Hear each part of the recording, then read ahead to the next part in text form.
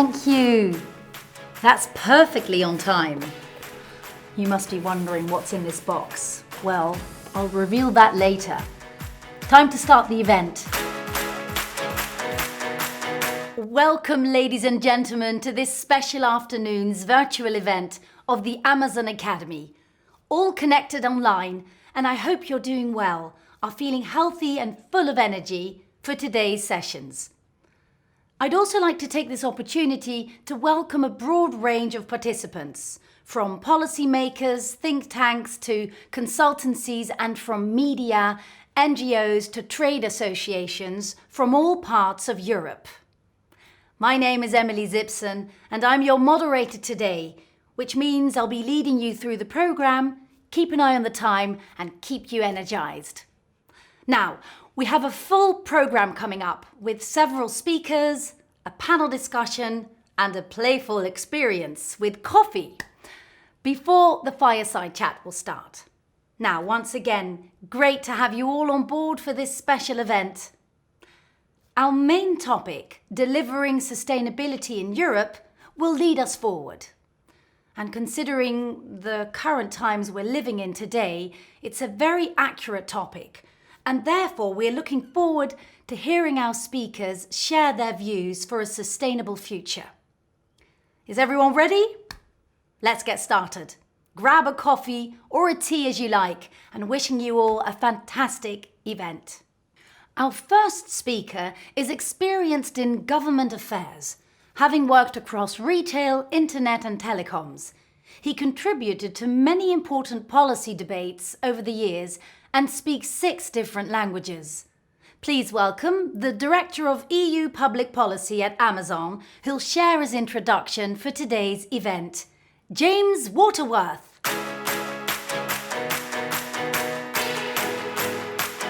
Hi Emily, nice to meet you virtually. Greetings from Brussels. Welcome, James. Great that you will open our virtual event today. The stage is yours. Thank you, Emily, and good afternoon, everyone. Welcome to the Amazon Academy 2020. For the last 5 years, we've been hosting Amazon Academy events covering a broad range of themes, including accelerating small business growth and empowering consumers in the 21st century. This year, for the first time, the event is entirely online. The reason is obvious. The COVID-19 pandemic has meant we all need to change our behaviour to keep working and to protect colleagues and loved ones. 2020 has been a difficult year, but the commitment of health professionals and people working in the front line of retail and logistics has kept us going. I'm particularly impressed by those working in the front line at Amazon and at our partners at post offices and delivery and transport companies. In today's event, we're going to be focusing on society's greatest long-term challenge: sustainability. Customers are driving the green transition for Amazon and for the private sector in general. Citizens are driving policymakers. We're therefore delighted to bring both together in this event. Whether customers are buying from the small businesses selling in our store or from Amazon, they want to see products getting to them in a sustainable way. Small businesses are just as keen to be sustainable, and our investments, for example in clean transport, will help them to transform their operations too. This afternoon's panel discussion will address how this can be done. Achieving the goals set out in the Paris Climate Accords, something we have decided to do 10 years early, will take a concerted effort from companies, individuals, and policymakers. The European Commission's Green Deal is setting the pace, and that's why we've brought together a fantastic lineup of speakers.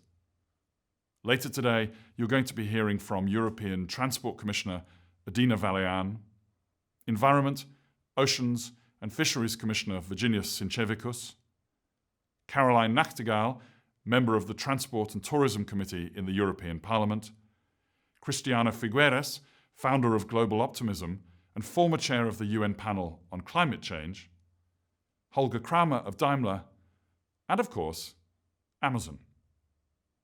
I'm really looking forward to hearing how they think we can deliver sustainability in Europe. It's now my pleasure to introduce my colleague, Kara Hurst, speaking to us from Seattle.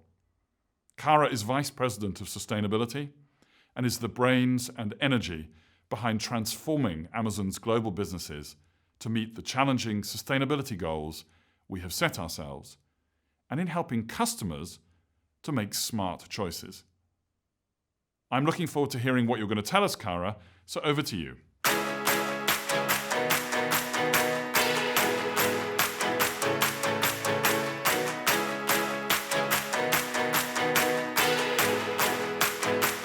Thank you, James, for that very kind introduction. And it's my pleasure to join you today for the Amazon EU Academy. My name is Kara Hurst. I'm the Vice President of Worldwide Sustainability.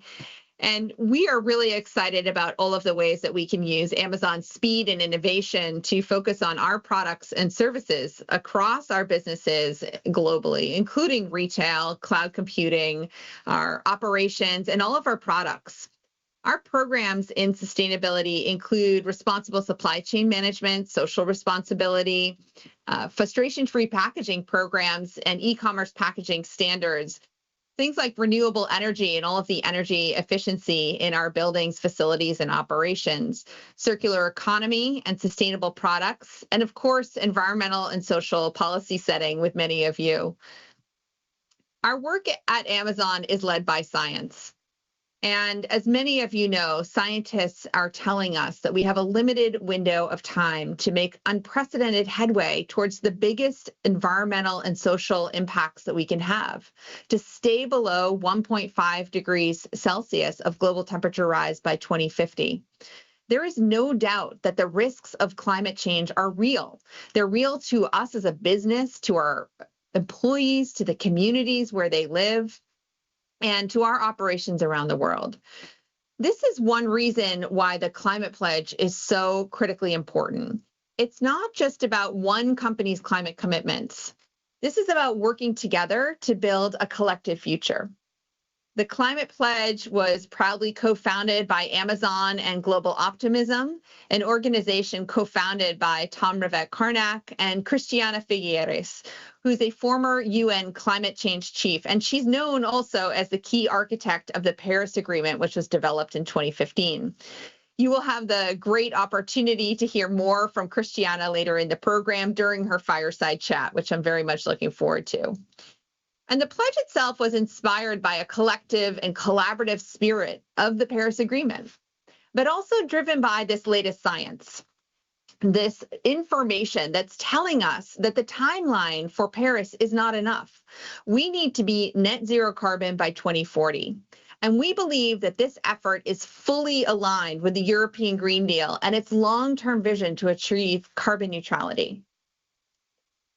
At the Climate Pledge, we're building a community where we welcome other companies to join with us in this opportunity and in building this community of leading businesses, all committed to transformational action that can protect the global economy and the disruptive risks associated with climate change. And today I'm really proud to introduce two new members of our Climate Pledge community, Henkel and Signify. And by joining the pledge, these companies have taken concrete steps to join us in this rally, in this fight to help to slow climate change and get us back on track. They joined an additional 11 organizations that have already committed to the Climate Pledge, including several European companies such as Mercedes-Benz, Reckitt Benckiser, Schneider Electric, and Siemens. We even have a football team which has joined the Climate Pledge, and we're really proud to have Real Betis as a member of our team. This impressive and rapidly growing group of organizations is sending a really important signal that there will be a very rapid growth in the demand for products and services that can lead us into a low carbon economy, products and services that decarbonize and help to reduce carbon emissions. Now let's hear from some of the pledge signatories in their own words. A few degrees warmer doesn't sound like much, but they make a big difference to the future of the planet, mankind and businesses around the world. That's why we at Henkel are committed to climate protection. Our ambition is clear. We want to become a climate positive company by 2040. On the way to achieving this goal, we want to continue to reduce our energy consumption, switch to renewable energy, and ultimately provide carbon-free energy to partners and communities. However, Climate change cannot be solved by any company on its own. We need to address it together on a global scale.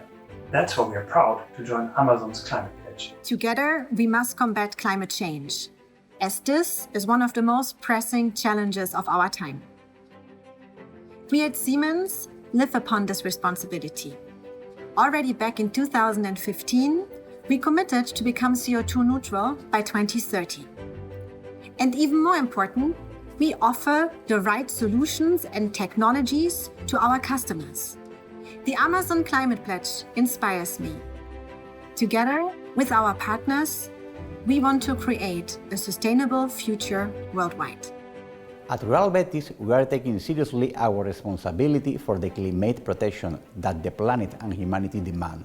We are proud to join the Climate Pledge to commit ourselves to reach carbon neutrality. As a football club, we believe that we have a great role to play.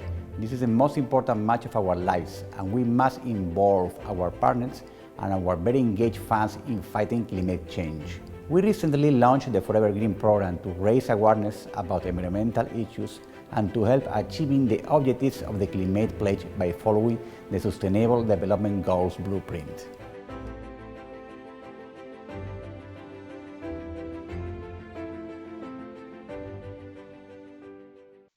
I hope you enjoyed hearing from our fellow signatories and their clear passion to tackle climate change. We also work with several key partners around the world to help advance the mission of the Climate Pledge. These include organizations such as Race to Zero, which is a global campaign to rally for a healthy, resilient, and zero carbon recovery. And this includes leadership support from businesses, cities, regions, and the investment community. We also work with We Mean Business, which is a coalition of over 1,200 companies led by 7 international nonprofits that are catalyzing business action and driving policy ambition to accelerate the zero carbon acceleration and transition. We have TED Countdown, which is a global initiative and a champion to accelerate solutions to the climate crisis, turning ideas into action as TED does. TED Countdown partners are focused on cutting greenhouse gas emissions in half by 2030 and creating a world that is safer, cleaner, and more fair for everyone. At Amazon, we are what we call customer obsessed. And based on what we've been hearing from our customers, we have for many years continued to make sustainability a really important pillar of our work. With the Climate Pledge, we're going all in on this commitment to planet Earth. And it's an ambitious goal, but we're going to get there. And we're doing everything in our power to stay focused on it. We're working together with our employees, with industry, and with other companies to find solutions. I want to share some of the steps that we're taking to deliver on our sustainability goals at Amazon. Of course, first, there's sustainable packaging. And we've made continued progress on reducing our packaging waste, using less packaging material. 10 years ago, Amazon introduced frustration-free packaging. This is a program that encourages manufacturers to package their products in easy-to-open packaging that's 100% recyclable, no clamshells, no twist ties, and it's ready to ship to customers in a way that's easy to open.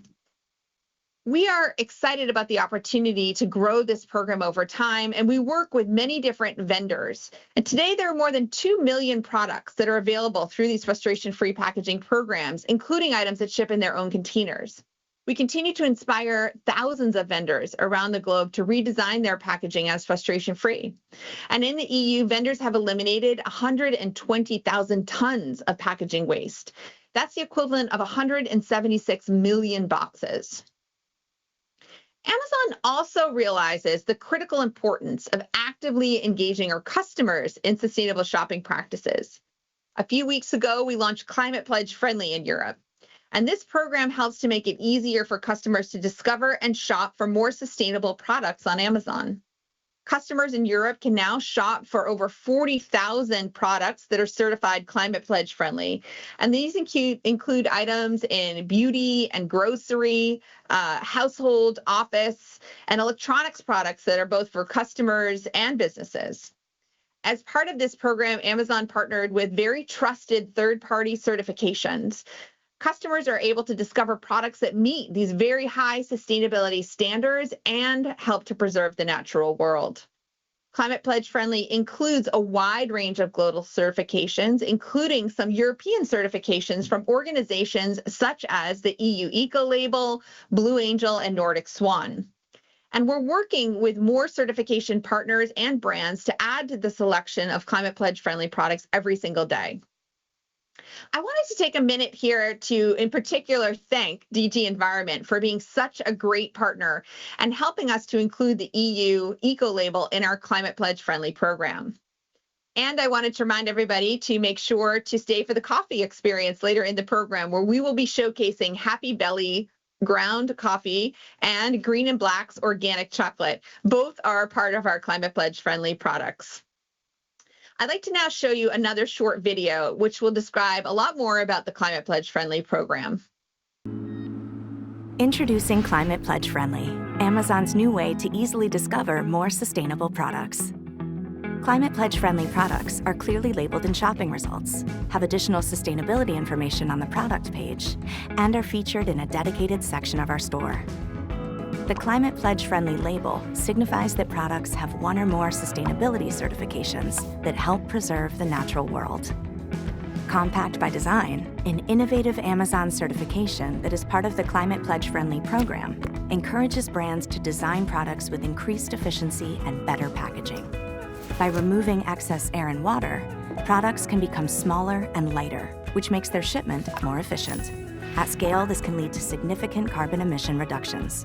So keep an eye out for our Climate Pledge Friendly badge as we work to add even more certifications to help you shop more sustainably. It's that easy. Learn more at amazon.com/climatepledgefriendly. I'd now like to share a little bit more with you about our commitment to renewable energy, which is a really critical part of the Climate Pledge. When we launched the pledge last year, we committed to 80% renewable energy by 2024 and 100% by 2030, which is a very ambitious goal for Amazon. We now see a path where we can go faster, and we're hoping to reach 100% by 2025. We're on a path to powering our operations with solar and wind projects in place, including several projects in Europe. And recently, we've announced Amazon's first operational wind farm in Sweden, our largest fulfillment center solar panel installation in the UK, and our first large-scale renewable energy product in Spain. We'll watch a short video now about this project in Spain, so please watch with us. My name is Denise Hugo, and I'm Senior Renewable Energy Program Manager at Amazon. Amazon is on a path to use 100% renewable energy in our operations by 2025, which is part of our goal of achieving carbon neutrality by 2040. We are in Alcalá de Guadaira in Seville, at Amazon's first operational solar farm in Europe. It's our second large-scale project to begin supplying renewable energy in Europe for Amazon, following a recent wind farm operating in Sweden. Hi, Alec. Finally, I can show you the plant. It's already working. Here we have the unique solar trackers. Cool! This technology allows the panels to follow the sun and maximize the production of energy. It was a hard process to get here. Amazon has contracted 149 megawatts of this project that is composed of 4 plants. It generates solar energy for our Amazon logistics network in Spain and the upcoming data centers in the Amazon Web Services region in the country. Did you know that that is the equivalent to the energy needed to supply more than 30,000 Spanish homes? Wow, incredible, Denise. Thank you for calling. Talk to you soon. This project makes me especially excited because Seville occupies a unique place in my life. I started my career in renewable energy 15 years ago at a startup here in Seville. After spending some time in the US, I came back in 2020 to start working at Amazon. Spain is a great place to develop renewable energy projects, and this area in particular receives a lot of solar radiation. In addition to this solar farm, Amazon also announced a second solar project in Spain, located in Zaragoza, expected to start operating in 2021. All these projects help Amazon with the commitment to achieve net zero carbon by 2040. As part of the Climate Pledge. We are also investing in electric vehicles and new technologies to help us and other companies that join the pledge to become carbon neutral. Sustainable transportation is also a key component of our vision to make all Amazon shipments net zero carbon. And last year, Amazon placed the largest ever order of electric delivery vehicles, is 100,000 vehicles from Rivian, a US-based manufacturer, which will begin deployment in 2021. We also recently announced that we're deploying 1,800 electric vehicles from Mercedes-Benz vans, their largest ever order of electric vehicles. These investments to scale electrification are one piece of the puzzle in upending the current transportation system and a critical part of our goal to meet the pledge. And in addition to these steps to decarbonize our operations, we also know that the climate crisis needs investment. In June 2020, Amazon announced our Climate Pledge Fund to support the development of sustainable and decarbonizing technologies and services that will enable us and other companies to meet the goals set by the pledge. This is a dedicated investment program with an initial $2 billion in funding, and we're investing in these visionary companies who will facilitate the transition to the low-carbon economy. We're also partnering with the Nature Conservancy by creating a $100 million global fund called the Right Now Climate Fund to bring natural climate solutions to scale, which are such a critical part of this puzzle as well. We're particularly proud of one of our first Right Now Climate Fund projects, which is part of the Urban Greening Program in Germany. This program uses nature-based solutions to help cities become more climate resilient. It also helps city officials and local community organizations to implement plans for reducing flood risk by improving rainwater retention through tree planting, revitalizing urban wetlands, and adapting existing green spaces, to reduce extreme heat and pollution by leveraging unused public spaces to plant trees and to improve urban water bodies, and by increasing urban biodiversity by introducing pollinator-friendly species, climate-resilient plants, and urban grasslands. As we continue to make significant investments to drive our carbon footprint to zero, we also know that online shopping is already inherently more carbon efficient than going to the store. So Amazon's sustainability scientists have spent more than 3 years developing the models and tools and metrics to create this carbon system of record and to measure our own carbon footprint. Our analysis found that shopping online consistently generates less carbon than driving to a store, since a single delivery van trip can take approximately 100 round-trip car journeys off the road on average. Looking to another very important part of our business, we also know that using Amazon Web Services, our customers can be more efficient and have a lower carbon footprint than with traditional computing. A study by 451 Research found that AWS's infrastructure is 3.6 times more energy efficient than the median US enterprise data center surveyed. And along with our use of renewable energy, these factors enable AWS to do the same tasks as traditional data centers with an 88% lower carbon footprint. When possible, AWS data centers incorporate direct evaporative technology to cool our data centers, which predominantly uses outside air to cool the servers, significantly reducing energy and water consumption. And AWS is also providing the local community with excess heat from a data center. In South Dublin, we are supporting the first custom-built district heating solution, which will provide a low-carbon heat supplied from our local AWS data center. We're leveraging cloud computing to support climate science at AWS by making climate-related data sets available to governments, research institutions, and climate scientists.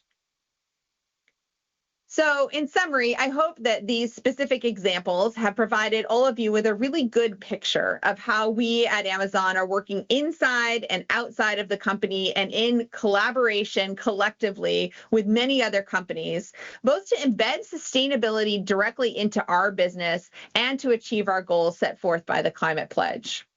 I'd like to thank Commissioner Vălean and Commissioner for Transport and Commissioner Sinkevicius, Commissioner for the Environment, for being with us here today.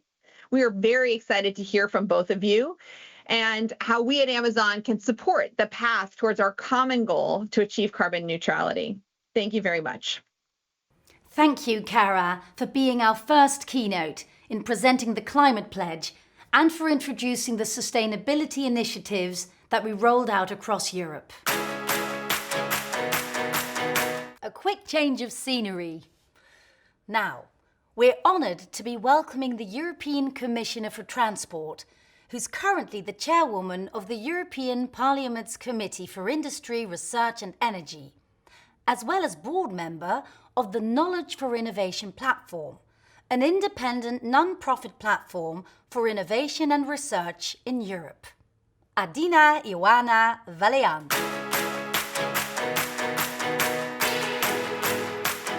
Ladies and gentlemen, it is not uncommon for businesses and regulators to have antagonistic positions on some issues. More often than not, what can be applied on a reduced scale does not work on a larger one, and sometimes businesses indeed see regulations as limitations. Ultimately, though, we share the same goal, to deliver good products and services for the customers, in your case, and in ours, fair policies that make our citizens' lives better. You strive to improve efficiency. We aim to ensure sustainability in all areas of the economy. Amazon is an inspiration, especially for the companies born in the digital age.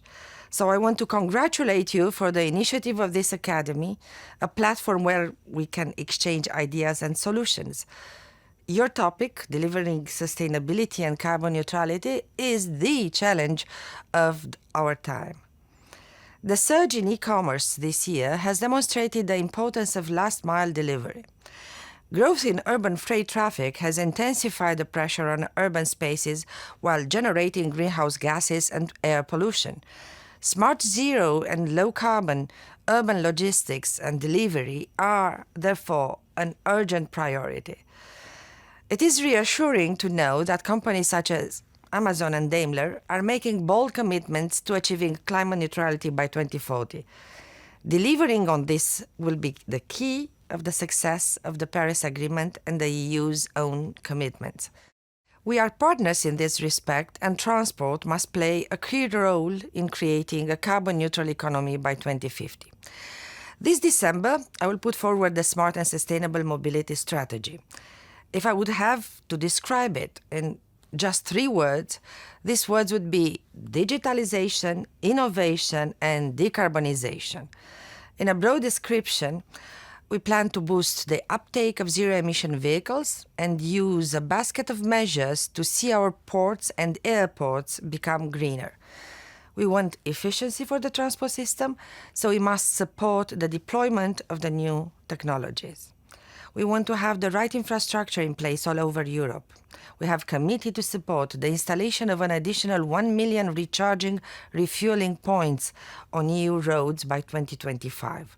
We will help creating the necessary production facilities for alternative fuels. Digitalization leads to better coordination. A common European data space would enhance multimodality. We will offer financial support, incentives for the first movers. Along these, putting the right price on transport emissions and road use ensures the clean solutions can compete with conventional ones. The pandemic has had an enormous impact on the transport system and has triggered behavioral changes and new patterns. Some of these changes are here to stay. That is why I encourage you to act fast, especially in transforming the last-mile delivery in city centers. One option I find particularly interesting are the small suburban hubs in the form of common package stations. This could avoid several delivery services operating along the same roads. Cleaner modes would then facilitate the deliveries in the cities. I'm thinking of electrical vehicles or cargo bikes, or my favorites and your favorites here at Amazon, drones, for which we put forward legislation this fall in the Single European Sky 2 package. Finally, I would like to see more information and transparency on the carbon footprint of purchases and transport decisions by consumers and businesses. Having reliable and comparable data is critical here. That is why we are considering a possible measure on tracking and comparing the carbon footprint of transport options. I'm counting on your support to translate the ideas from our strategy into reality.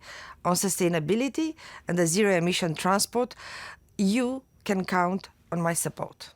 Thank you, Mrs. Valéan, for your insights concerning sustainable transportation and energy in Europe. Now that we've heard the keynotes, I hope you feel inspired and have a better understanding of our goals and steps to be made. Moving on to our next session of the programme, a virtual panel discussion. In this 20-minute live talk, our panel of experts will talk about how decarbonising transport will contribute to our common goals. Let me introduce you to the panellists. From Rotterdam, the Netherlands, and formerly worked for Royal Schiphol Airport Group and Port of Rotterdam Authority, Caroline Nachtegaal was elected in the European Parliament since November 2017 on behalf of the Dutch Liberal Party VVD. Since 2019, she is a member of the Transport Committee and has been appointed as Transport Vice Coordinator for her political group, Renew Europe. As head of EU affairs at Daimler, Holger Kramer is responsible for shaping the political agenda and advocacy strategy of the company at EU level. He was also a member of the European Parliament for 10 years. Andreas Marschner is Vice President for EU Transportation Services at Amazon, managing the company's middle-mile transportation as well as sort services across Europe since 2017. Prior to this, he worked in various roles at the Deutsche Post DHL Group, most recently as Executive Vice President for Parcel Operations. Good afternoon. Goedemiddag. Mrs. Nachtegaal, Mr. Kramer and Mr. Marschner, it's great to see you here virtually and join us for this panel discussion together. So welcome. Before we start the session, we'd like to propose a little icebreaker for the panelists. I hope you all have a piece of paper. We briefed you because that question is, what does sustainability mean to you in one word? Now you can present yourself and answer the question, putting the answer on a whiteboard or on A4 piece of paper and show it to us. Mr. Marschner, innovation. Mr. Kramer, future ability, and Mrs. Nachtegaal, huge opportunities. Okay, thank you. I'm sure you can use your answer in the coming 20 minutes. So let's move to our first topic on sustainable and smart mobility strategy.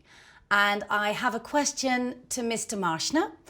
Now, Mr. Marschner, we know that the European Commission and the European Parliament are pursuing an ambitious goal for decarbonising the transport sector, reducing transport-related greenhouse gas emissions by 90% by 2050. That will presumably have a significant impact on the operations of companies like Amazon.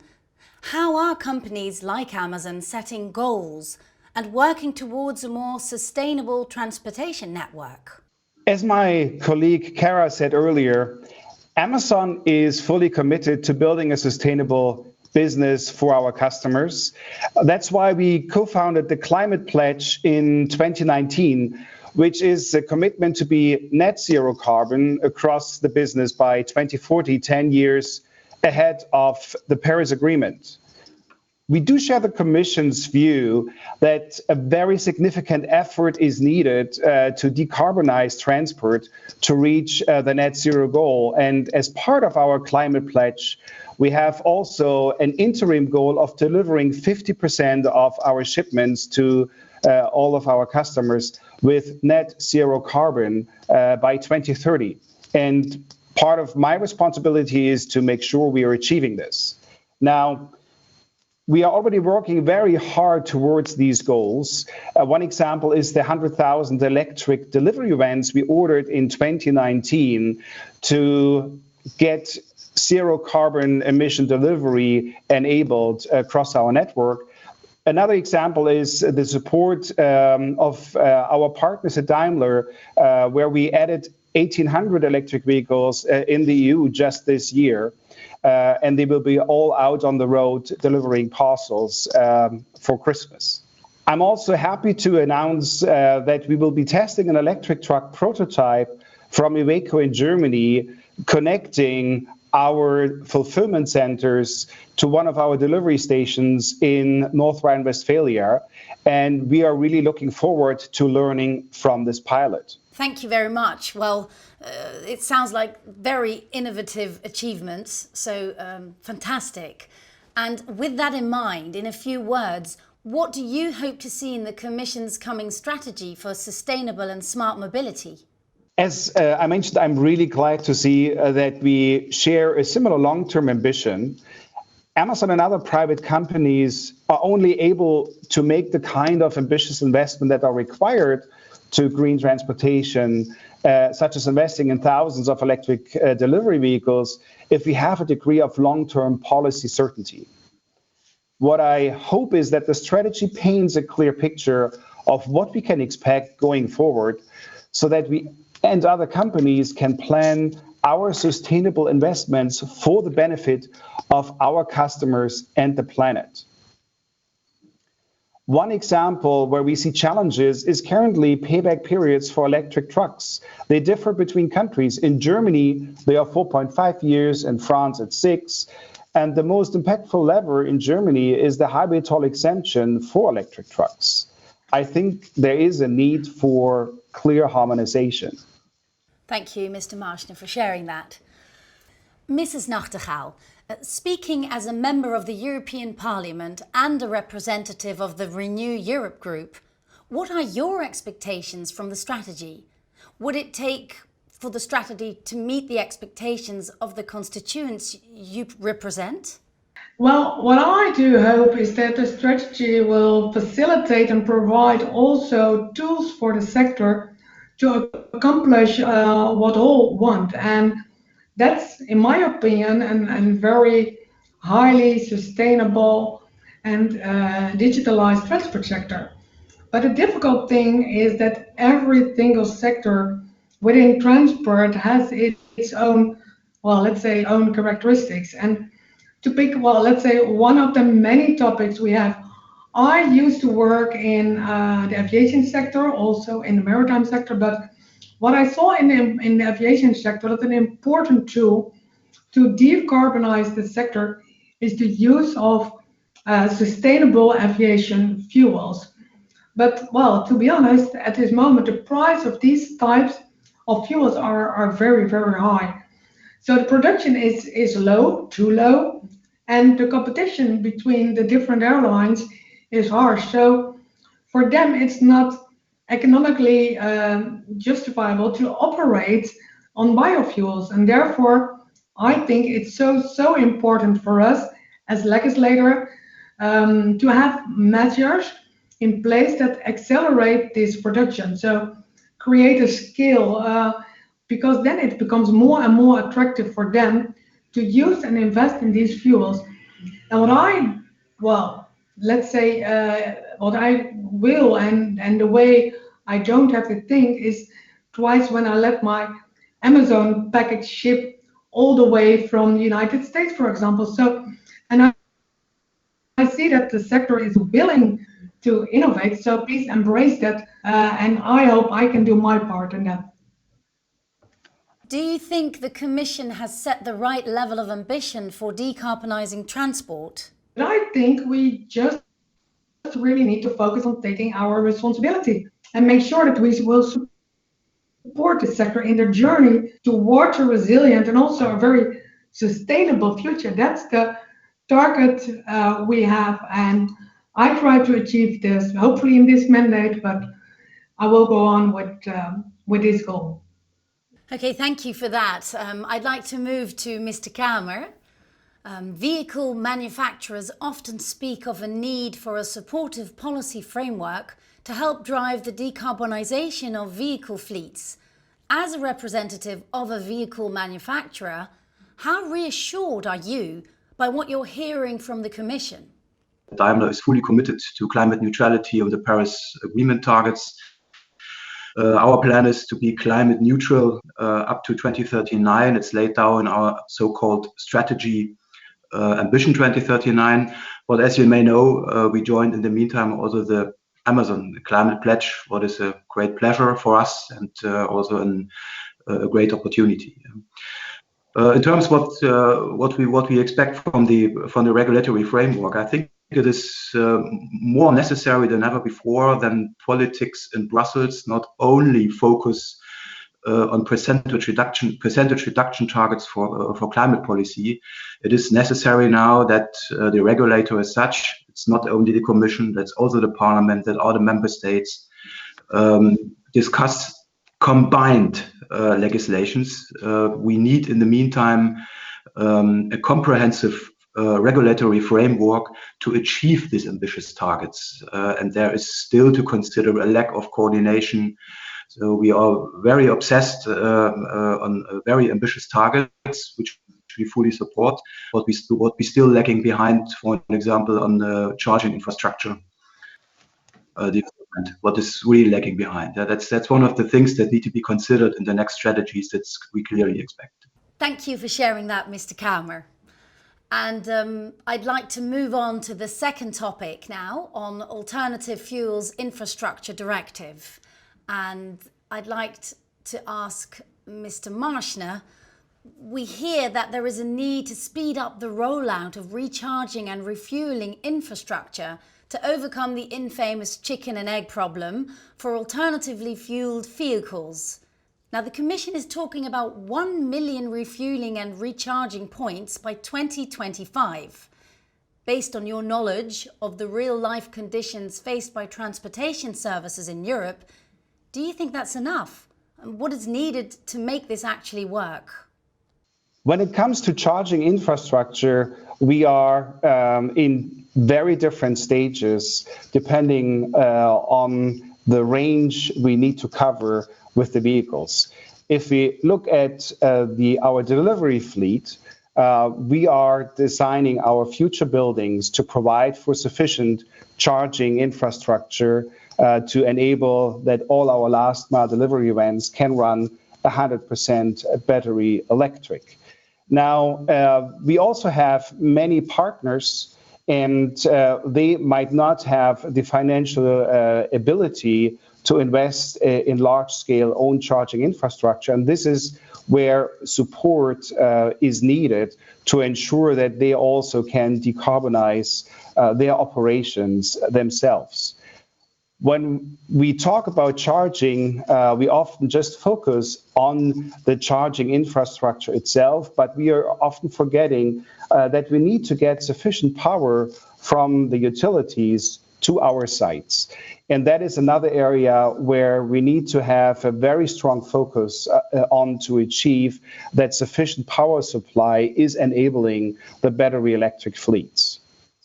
If I switch to the more longer distance part of the transportation, in particular where the heavy good vehicles come into play, then the battery electric range is often not sufficient. And therefore, we are looking heavily also into alternative fuels that like hydrogen. But the hydrogen infrastructure right now in Europe is not existing. And there we are again in the chicken or egg dilemma, because if we can't refuel the trucks, we will not see the hydrogen trucks early enough on the road. And that's another area we need to focus on. Thank you very much on sharing your view. Now, Mrs. Nachtigall, regardless of technology choice, it sounds like both the Commission's plans and the industry's expectations would require substantial investments. How do you foresee the EU enabling these investments? Do we need, for example, a more ambitious Connecting Europe facility or measures to encourage adoption for consumers? First, I think, first and also foremost, that we need to do it in a smart way. So yes, if you ask me, we need to scale up the amount of, let's say, charging points in places around Europe. And well, the Commission came up with 1 million. Well, it sounds great in my opinion, but for me, it's also very important to get the business case right. And that's what I see in the sector as well, that are hurdles for them as well. They have the willingness to do this, the technical things are there, but how can they make a business case in a right way? So we need to set the right rules for them for standardization, and also make sure that it integrates well into the entire energy system and make use of all the smart solutions, such as the vehicle to grid and smart charging. So, of course, when you look at, let's say, the financial support, that's important as well. The Connecting Europe facility, that would give hopefully the extra push they need. Okay. Now, with that all in our minds, let's move on to the third topic of our panel discussion on multimodal transport. And I'd like to ask Mr. Kramer the following question. Sustainable transport policy will need to address every element of the supply chain, from last mile delivery vehicles like the ones just ordered and heavy goods vehicles. Now, how is Daimler looking at its entire fleet profile? So that's a very good question. I think as a vehicle manufacturer, we are strong focused on road transport and also good transport on the road. And we consider very many solutions and technical and technology options, what can bring us forward there. I think for the last mile, we have in our pipelines a new strategy for fully electric vans. And I heard Amazon is one of the biggest customers in the meantime for this new product. For long haul, as Mr. Marschner described it, we decided to go in the direction of hydrogen, especially for heavy-duty trucks. So I think many technology paths we can go forward there.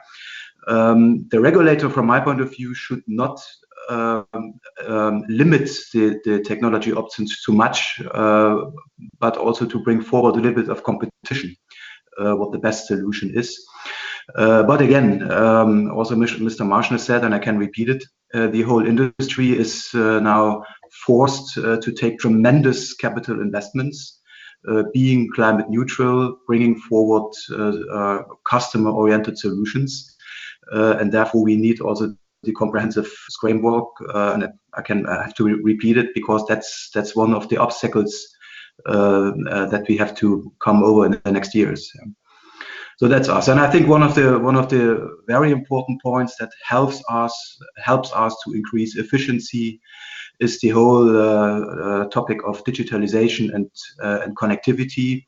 Also there, Daimler has for the road transport and for the transport of goods on the road a lot of solutions in the pocket. Thank you very much, Mr. Kramer. Now, Mr. Marschner, what other levers do companies like Amazon have to decarbonize transport? Is shifting freight to rail a viable option? There's a tremendous potential to move additional freight to rail, but the current network has significant hurdles that make shifting larger volumes difficult.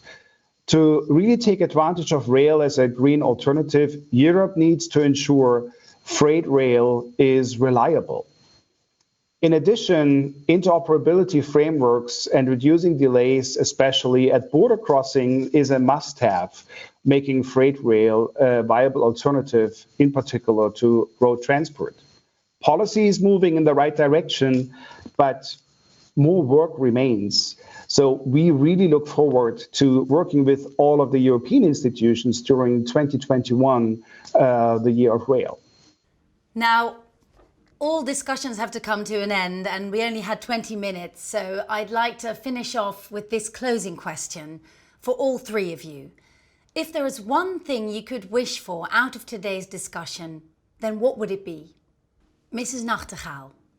My wish is maybe more a look to the future and a perspective of the future and the transition from the polluting vehicles to dynamic fleet. So what I hope that there will be a collective push forward towards a modernized transport system, because we realize nowadays, especially in this time during the corona pandemic, that transport is such essential in this 24/7 economy. So what we need is seeing sustainability as an opportunity, facilitating it in the right business case, and create essential partnerships between public and private partners. So that will be my wish for the coming, well, hopefully as soon as possible.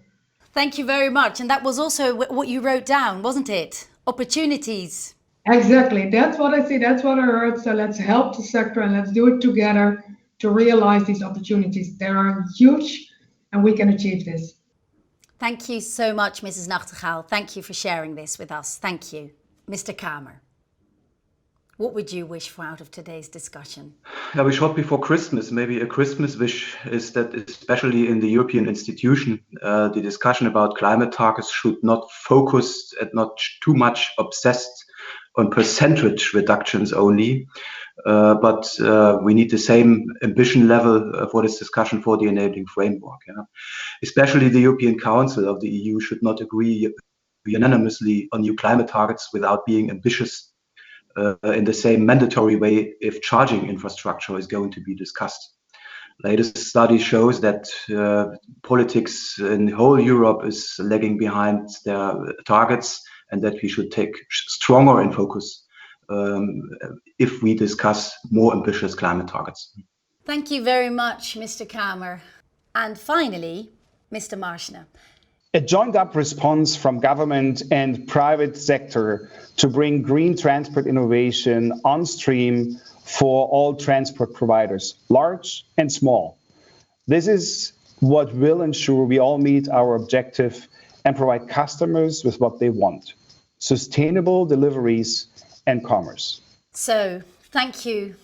Beautiful, strong, innovative, sustainable wishes. Thank you, panelists. Thank you very much to the three of you for sharing your views on these important topics, and wishing you much wisdom and inspiration for the nearby future. The e-Sprinter is special because it's Mercedes-Benz biggest electric delivery van. With more than 1,800 units, it is the biggest order of electric vans we have received up to date. Large orders like the Amazon order helps to raise the awareness for electric mobility for emission-free delivery. Anyone feel like coffee? Then I have good news for you, as it's time for our coffee moment. In a few minutes, you will have a sustainable coffee experience by no one less than passionate barista Melanie Nunes. She is convinced that coffee is the perfect icebreaker to connect people, which I totally agree with, and which unfortunately is not really possible at the moment. But let's do it virtually. Hi Emily, nice to meet you. And I'm happy today to share with you this virtual coffee experience with the Happy Belly coffee. Now, Happy Belly Select Organic Coffee, which is a lovely name by the way. The coffee products are part of our new program with the Climate Pledge Friendly badge, which includes more than 40,000 products in Europe, signifying that the products have one or more of 19 different sustainability certifications. This organic roast and ground coffee, 100% Arabica, is one of the few products that meets both the pillars of Climate Pledge Friendly. The product is sustainably sourced according to a CPF certification and meets Compact by Design criteria, which allows a smaller and lighter packaging. Let's now move to the kitchen and see how Melanie is preparing the coffee. Today I'm preparing a classic Italian coffee, the famous cappuccino. Let me give you some tips for the preparation of a great cappuccino. It's a mixture of espresso, steamed milk and a layer of foam. You can use a half-automatic espresso machine like I am today, or a full automatic machine. First, you prepare your espresso, 30 milliliters with an extraction time of 25 seconds. Then, for a nice foamy milk, I recommend to use full-fat milk. You can get a glossy milk texture by swirling the milk around before the pour. Latte art is only possible when you have steamed the milk silky and smooth with a microfoam texture like this. So, a cappuccino should be a harmony of taste between the espresso coffee, the steamed milk and the foam. Bitters of the coffee get softened by the full fat and natural sweetness of the milk. Emily, I'm happy to share this cup of coffee with you. Enjoy! Melanie, thanks so much. This is such a wonderful coffee. Cheers. Emily, I think it's missing something though. Maybe you should taste it with those Green and Black healthy chocolates. Green and Blacks is a chocolate brand founded on sustainable and ethical cocoa sourcing principles. Did you know, Emily, it was the first organic chocolate bar launched in the UK in 1991 and is made with Fairtrade certified organic cocoa? I see. Let's try it.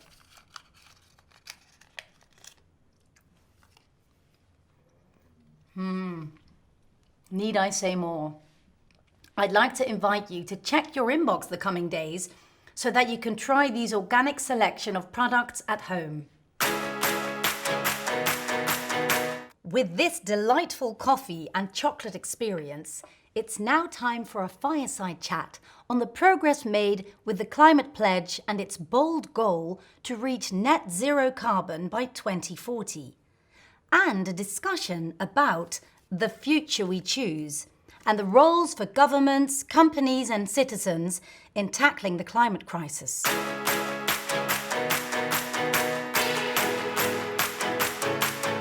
Let me introduce Mrs. Christiana Figueres. She is the former UN climate chief who oversaw the delivery of the landmark Paris Agreement on climate change in 2015. She is now the co-founder of Global Optimism, co-presenter of the weekly climate change podcast Outrage and Optimism, and co-author with Tom Rivett-Carnac of the book The Future We Choose. Global Optimism co-founded the Climate Pledge with Amazon, an initiative that brings large corporations together to join forces in achieving net zero carbon by 2040. In September 2019, Jeff Bezos and Christiana Figueres announced the Climate Pledge. Connor Sweeney, who has managed Amazon EU corporate communications since March 2015, talked with Mrs. Figueres from her home in Costa Rica. Let's now jump into the fireside chat. Thank you. My name is Connor Sweeney, and I'm delighted today to be interviewing Christiana Figueres from her home in Costa Rica. Thanks, Christiana, for joining us. Well, thank you, Connor. Thank you very much for the invitation, and hello to everyone in Europe. I speak to you, as Connor has already told you, from the wild and wonderful Costa Rica. Christiana, in your book, The Future We Choose, and in many of your public speeches, you say that this decade is decisive for the future of humanity and the planet. Why is that? Well, Connor, I will answer that question, but I want to tell you, no one is paying any attention to anything that we're saying, because everyone who is on screen is either frustrated because they weren't able to mix the drinks that they were being instructed to, or they were successful and they're already on their second drink. So, let's just understand that there's a lot of excitement at home and people are enjoying their drinks while you and I try to have a serious conversation. So here we go. This is the most important and the most decisive decade in the history of humankind. And that is not an exaggeration, because we have delayed action on climate change so long that we're now up to the precipice, if you will. And the final deadline is going to be 2030, by which time we will be in one or two scenarios.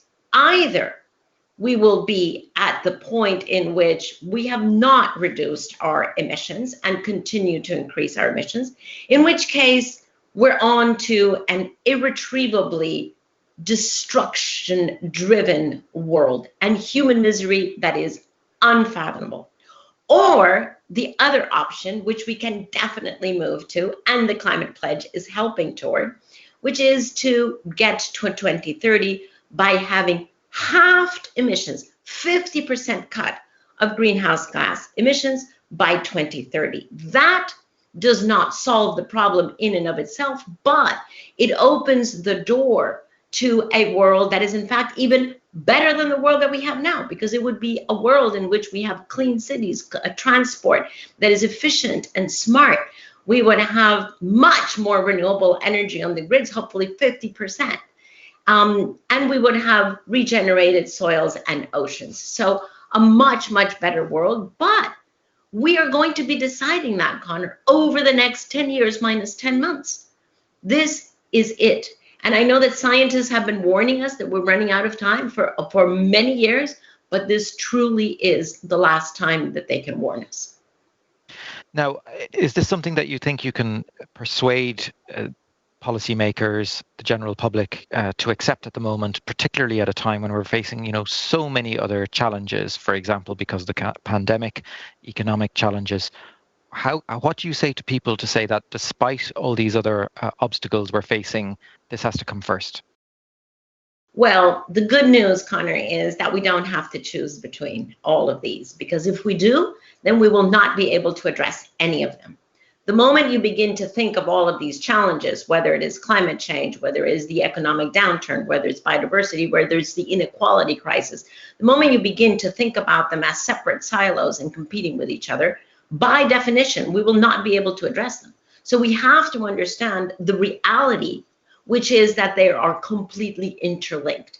And hence, by directing the economy toward a decarbonized economy, what we do there is we reignite economic production. We create jobs that are long-term jobs in clean technologies, clean sectors, clean corporations.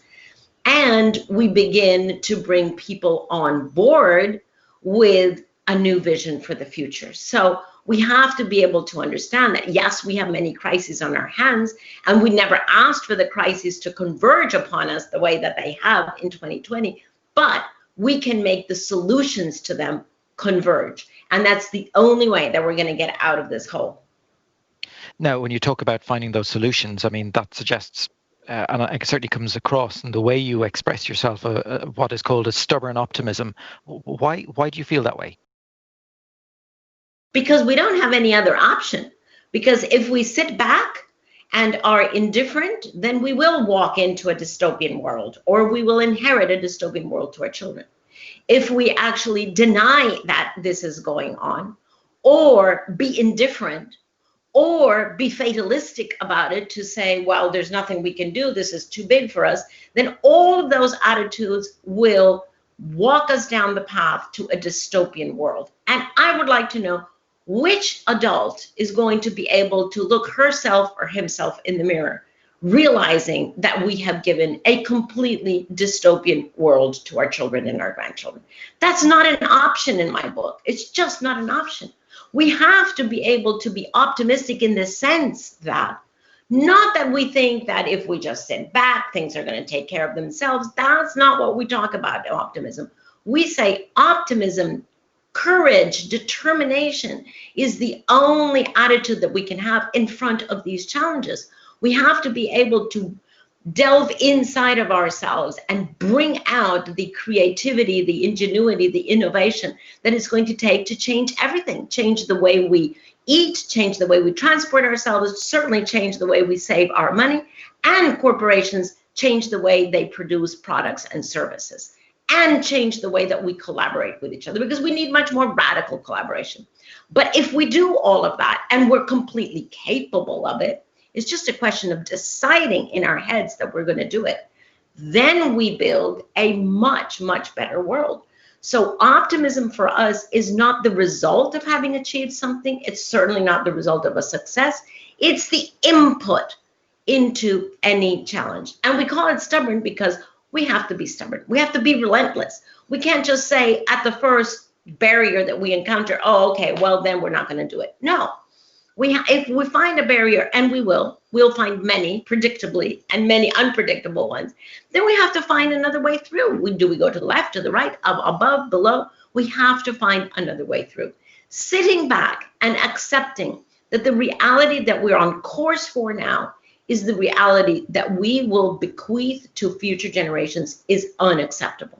We have to be stubbornly optimistic that we have the capacity, we have the ingenuity, we have the agency, we certainly have the technologies and the capital to today already make the changes that are necessary to create the better future. Now, you talked about some of those obstacles, the barriers that we're facing. Could you tell us a little bit more about what exactly those may be that are basically blocking us from making this the priority it should be? Well, Connor, for me, my greatest fear, because I think it's the greatest obstacle, is indifference. How many people out there corporations, investors, governments have just not woken up to the fact that we are right now determining the rest, for hundreds of years, the quality of life of the rest of human life on this planet. We just haven't woken up to that. And whether we're not waking up and therefore not aware of it, or whether we're aware and don't care, to me, both of them fall into the bucket of indifference. That to me is the greatest challenge. We cannot be indifferent. We cannot be indifferent. If someone tells you, look, this afternoon, your children will be facing major upset. They not only their quality of life, but to a certain extent, their very life will be in danger. Do you think that any parent is going to be indifferent and just say, okay, fine, I'll just wait until that happens? We're not indifferent as parents. We want the best for our children, and we work for that. This is no different.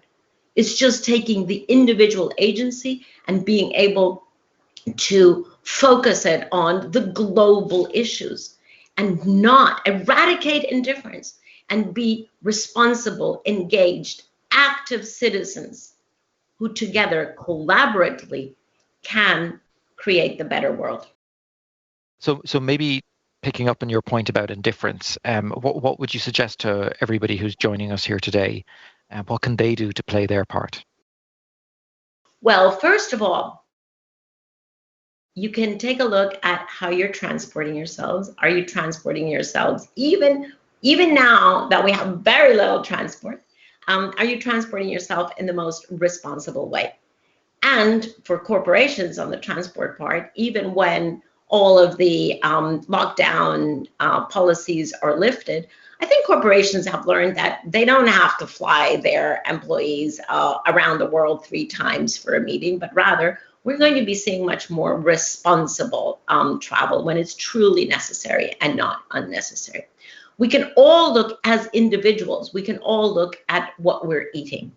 A plant-based diet is much more healthy for us as human beings and certainly for the planet. If you're still eating red meat 7 days a week, it doesn't mean that you eradicate red meat from 1 week to the next, but you can begin to introduce 1 day, 2 days, 3 days without red meat, because the production of red meat in its entire value chain is very highly emitting.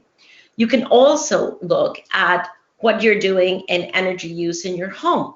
Do you have the most efficient appliances, or do you have that boiler sitting there in the back that's been around for 15 years and really should be replaced by a much more efficient boiler? Are all the appliances in your kitchen actually the top of energy efficiency? Is your home properly insulated so that you're not heating the entire park in the winter or cooling the entire neighborhood in the summer? Unnecessary. And of course, if you're in the privileged position of having savings, do you have them in assets that will retain their value versus those assets that are high carbon assets and hence high risk assets? That is also something that you can do to protect yourself. So you understand that with a healthier diet, we help the planet and we help ourselves. With responsible savings, we help ourselves and we help the planet. With energy efficiency, we help ourselves because it's cheaper to run a home that is highly efficient, and we help the planet. This is the thing that we have to understand. Addressing climate change is certainly a responsibility, but it's not a burden. It actually helps us to lead better lives. Mrs. Figueres and Mr. Sweeney, thank you so much for this wonderful fireside chat. As for you, if you're interested in getting the book, I'm sure you'll be able to find it somewhere on Amazon. We have about 5 minutes to go before the end of the event, and I'm happy to welcome the European Commissioner for Environment, Oceans and Fisheries, responsible for ensuring that these priorities remain at the core of the European Green Deal. He was a member of Lithuanian Parliament and the Minister of the Economy and Innovation for 3 and 2 years respectively, and we're very glad he's here. May I welcome Virginijus Sinkevicius.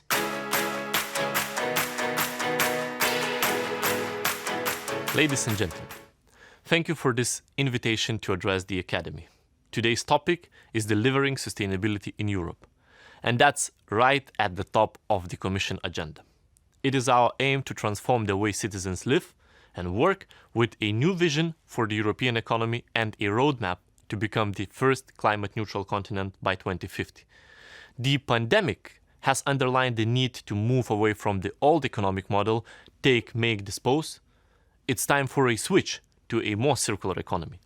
The pandemic also showed the importance of a healthy environment and the urge to address the biodiversity crisis. It is time to better protect and restore natural ecosystems and curb pollution.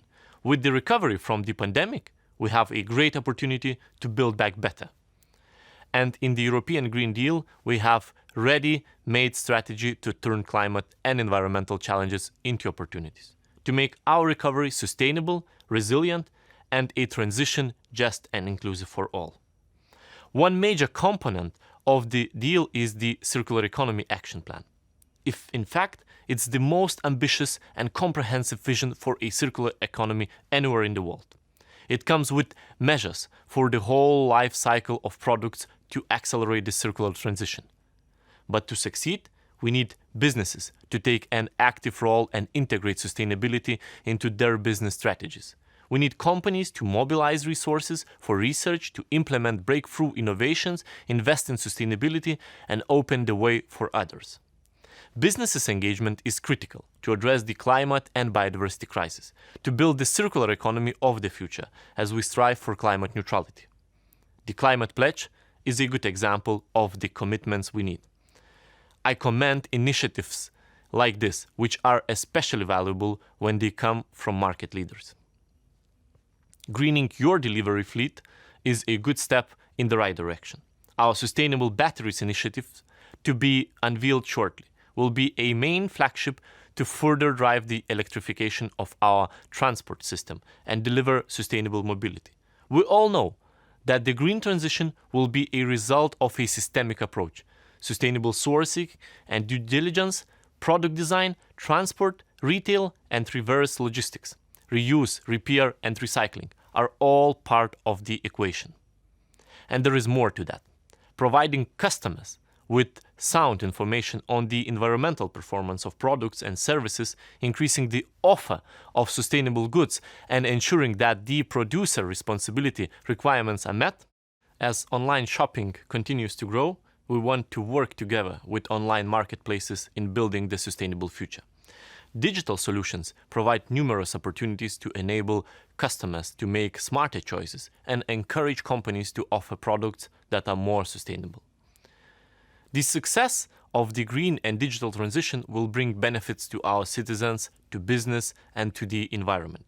We all share the responsibility to make this twin transition a positive experience for all.